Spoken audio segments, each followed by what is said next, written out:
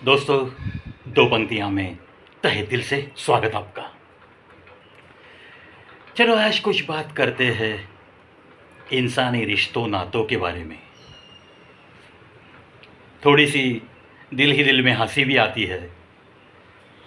आजकल जब कभी भी रिश्ता नाता ऐसे कुछ लफ्ज़ होठों से बाहर आते हैं तो हल्की सी हंसी आती है। यह हंसी वो हंसी नहीं है, यह हंसी उन लफ्ज़ों के बारे में हंसी है। उन लफ्ज़ों का जो अर्थ बदलता चला गया, इसके बारे में हंसी है। यह हंसी कोई चेहरे की मुस्कुराहट नहीं बयां करती, यह हंसी खेद बयां करती है। यह हंसी जो तजुर्बे मिले हैं इन्हीं लफ्ज़ों से, वो बयां करती है। लगता है ना आपको भी बिल्कुल ऐसे ही? दौड़ शुरू है ज़माने की, किसी को किसी के साथ रिश्ता नाता टिकाने के लिए मिलना जुलना पड़ता है, बातें होनी पड़ती है। ये बातें अभी किताबों में बंद सी हो गई। कोई किसी से मिलना नहीं चाहता, कोई किसी से दिल से कोई नाता बताना नहीं चाहता, और कोई किसी से किसी भी प्रकार का रिश्ता निभाना भी नहीं चाहता। हर किसी को अपनी अपनी पड़ी है। देखो थोड़ा गौर से इधर उधर, समाज में आपको ऐसे ही नज़ारे दिखेंगे और आप भी कहोगे, यार प्रवी, आप ठीक कह रहे हो। शायद आपकी बात बिल्कुल पक्की और सच्ची है। क्योंकि दोस्तों, किसी को किसी से कुछ भी लेना देना नहीं रहा। रिश्ते, सारे रिश्ते आजकल मतलब के हो गए हैं। कहते हैं ना, जब तक आप कुर्सी पे हो, चाहे किसी भी ऑफिस में क्यों ना हो, जब तक आपकी कुर्सी है तब तक आपको मान सम्मान देते हुए रिश्तों की कतार सी दिखती है। एक बार आप उतर जाओ, ख़त्म किस्सा।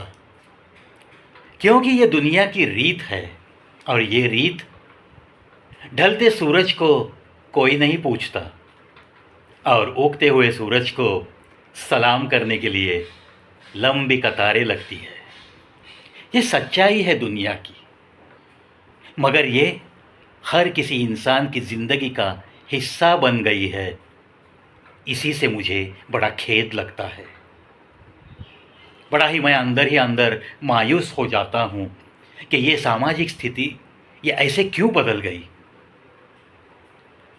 सबसे आगे तो माता पिता और बेटे बेटियों के जो रिश्ते नाते, जिन्हें हम सबसे पवित्र नाता, सबसे पवित्र रिश्ता, सबसे ऊंचा रिश्ता मानकर चलते रहते हैं, लेकिन जैसे जैसे बेटे कमाने लगते हैं, वैसे वैसे न जाने क्यों ये माता पिता की अहमियत उनके दिल में कम सी होती चली जा रही है। मैं ये नहीं कहता कि हर घर में यही चित्र है, लेकिन बहुत सारे घरों में यही नज़ारा दिखने लगा है दोस्तों। बेमतलब कोई किसी से प्यार करना, ये आजकल बड़ा ही दुर्लभ दर्शन, ऐसे ही मैं कहूँगा, क्योंकि ये बातें अभी दुर्लभ ही हो गई है। पुराना ज़माना बड़ा अच्छा था। एक चाल में जब लोग रहते थे तो एक परिवार में रहे जैसे, एक दूसरे से मिलते जुलते, एक दूसरे का सुख दुख बांटते हुए मस्त मज़े में रहते थे। चेहरे पे कोई नाटकी हंसी नहीं रखता था, दिल खोल के बातें होती थी। खैर छोड़ो, उतने पुराने ज़माने जैसा ये ज़माना होगा ऐसी भी मैं तो आशा नहीं करता हूँ, लेकिन थोड़ी बहुत तो आशा जीवित रखता हूँ। और इसीलिए जहाँ मतलब दिखता है वहाँ से 4 कदम पीछे लौट के आता हूँ।